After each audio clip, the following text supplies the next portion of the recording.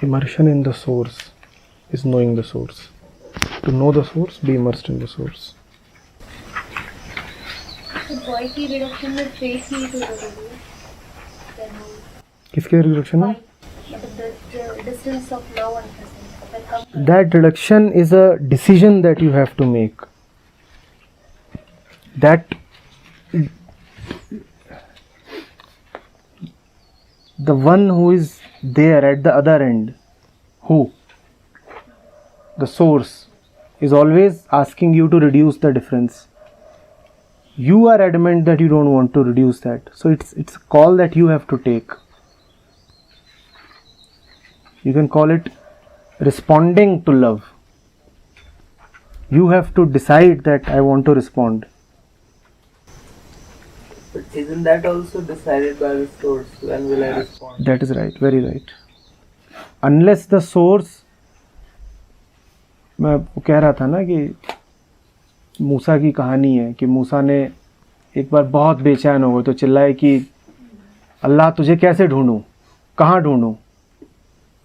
तो अल्लाह का जवाब आता है, अगर मैं तुझे पहले ही मिल न गया होता तो तू मुझे कैसे ढूंढने की इच्छा करता? तो ये सवाल क्यों करता है कि तुझे कहा? मैं मिला हुआ हूं, मेरे होने से ही तो तू मुझे ढूंढने की इच्छा कर रहा है ना।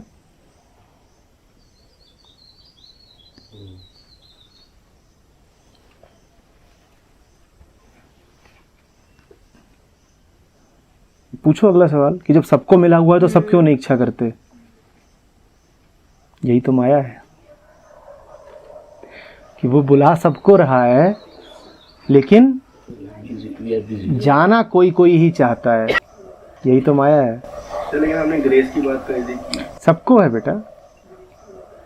पूरे अद्वैतवाद को मायावाद भी कहा जाता है, इसीलिए अद्वैतवाद का दूसरा नाम मायावाद भी है। इसीलिए है कि सब कुछ ठीक है पर फिर भी कुछ ठीक नहीं है।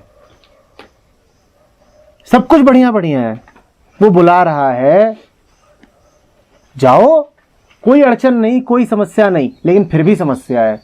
इसीलिए इसको मायावाद भी कहते हैं। सरल है, सब कुछ सरल है, लेकिन फिर भी दिक्कतें बहुत हैं। पिय का मार्ग सरल है, तेरी चलन अढ़ेड़। सरल मार्ग है फिर भी चला नहीं जा रहा। यही तो माया है।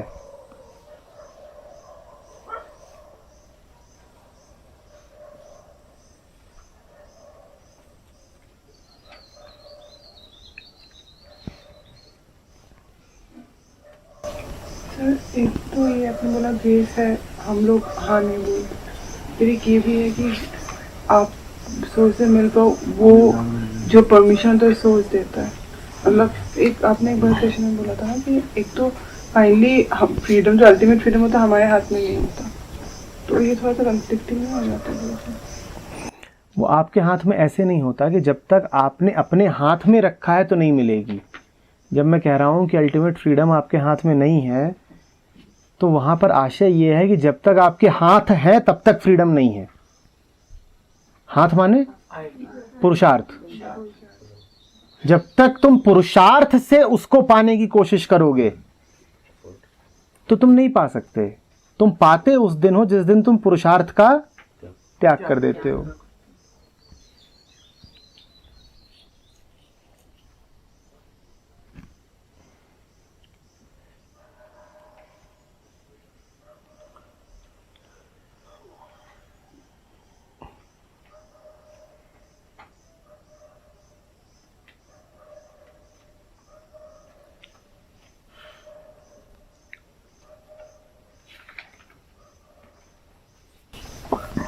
विबंध क्या होता है? विबंध विबंध बंधन कोई कह रहा हूँ। ग्रंथि गाठ गाठ कॉम्प्लेक्स। पुरुषार्थ की कितनी कीमत है इस पर कहानी है ना। एक था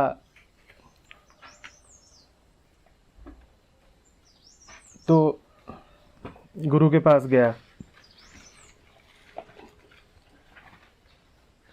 गुरु ने उससे कहा कि कल तक ये पढ़ के आना, फिर बात करेंगे। अभी कहानी सुनने में अजीब लगेगी।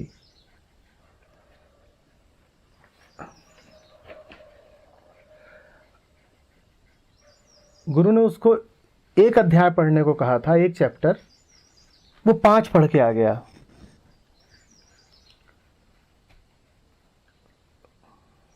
गुरु ने उसको कहा तू जा, तू खुद बहुत काबिल है और तू 5 चैप्टर पढ़ सकता है तो तू 50 किताबें और 5000 किताबें ही पढ़ सकता है, तू खुद पढ़ के आ। तो उसने कहा गुरु से मुझे क्यों भेज रहे हो, क्या है? उन्होंने कहा नहीं तू जा, तू बहुत काबिल है। तो चला गया, पर करा उसने वही जो गुरु ने कहा था। उसने दुनिया भर की किताबें पढ़ी, लाइब्रेरीज पूरी चाट गया, सब करके आ गया। कई सालों बाद वो लौट के आया। गुरु ने पूछा क्या क्या कर लिया? उसने कहा ये कर दिया, वो कर दिया, सारी पढ़ ली, ऐसा है वैसा है।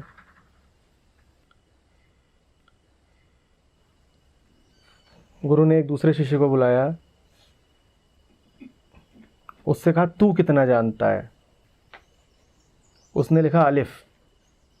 अलिफ माने अ, बस इतना ही जानता हूँ, बाकी मैं गैर पढ़ा लिखा हूँ, मुझे पता ही नहीं।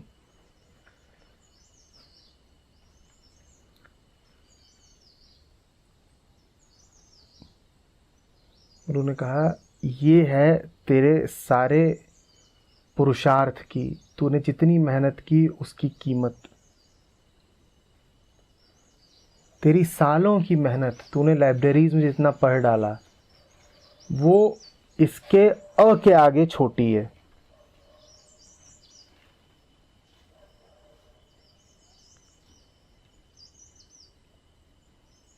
समझ में आ रही है बात? तूने सालों तक अपनी ओर से इतनी कोशिश कर ली, वो इसके अ के आगे छोटी है। मैंने इसको सिर्फ अ पढ़ाया है आज तक, पर इसका जो अ है वो तेरी मेहनत से ज़्यादा कीमती है। अब इसमें दो बातें अजीब हैं। पहली, उसको निकाल क्यों दिया? उसको कहा था एक चैप्टर पढ़ के आना, वो तो 5 पढ़ के आया था, उसको क्यों निकाल दिया? दूसरी बात, जब वो सब पढ़ लिख के आ गया तो ये जो नया बिगिनर है जिसको सिर्फ अ आता है, ये क्यों कह रहे हो कि इसका अ तुम्हारे सारे ज्ञान से कीमती है? क्यों? दोनों बातें बताओ। पहले तो बताओ उसको निकाल क्यों दिया? उसमें दोष बहुत ज़्यादा पुरुषार्थ। क्यों भाई पुरुषार्थ? गुरु ने किताब दी, गुरु ने कहा इसमें एक चैप्टर पढ़ के आना, वो 5 पढ़ के आ गया, तो क्यों निकाल दिया उसको? उसने कहा उससे ज़्यादा कर रहा है ना, ये थोड़ी कर रहा है कि पढ़ के नहीं आया। उसने मुझे ऐसी बात होगी जो उससे ज़्यादा पढ़ लेने के बाद से ना समझ में। क्यों? जैसा गुरु बताया था, गुरु ने जो बताया वो नहीं किया, उसने उससे ज्यादा ही किया, उससे हट के कुछ किया। उससे हट के कुछ भी करना, कम करना तो है ही बुरा, क्योंकि हम अक्सर कम ही करते हैं। ज्यादा करना भी गड़बड़ है।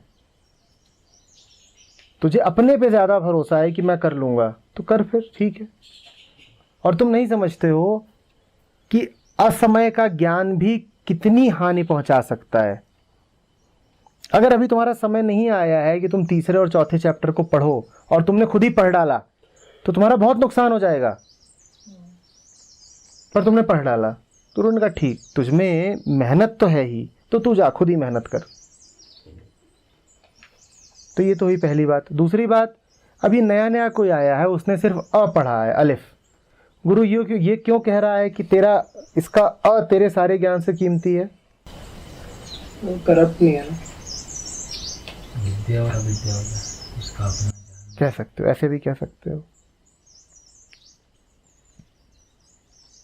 अ तो अ है, अ तो फिर भी लिखा जाता है। गुरु अगर ये कहता, वाली वांट नहीं है कि और नॉलेज इकट्ठी करनी है कि और जान जाऊंगा। बात समझ में आ रही है? Realisation is not a process of acquisition of knowledge. It is not about reading 5,000 books. There have been many people who have not read much. In fact, even Ramana Maharshi was not very well read. A few books, that's all. And how many books will you read? Why should you spend life just reading books? ये नहीं कहा जा रहा, फिर कुतर्क मत पकड़ लेना कि आपने ही कहा था कि पढ़ना नहीं है। मैं नहीं कह रहा हूँ कि पढ़ना नहीं है, मैं कह रहा हूँ पढ़ना भी धोखा हो सकता है। पढ़ना ज़रूरी है, बहुत ज़रूरी है, मैंने पिछली बात नहीं कही, पढ़ना ज़रूरी है, एब्सोल्युटली ज़रूरी है। ना ज़्यादा ना कम, जितना सफिशिएंट प्रेस्क्राइब्ड है। पता ही चलेगा ना ज़्यादा ना कम।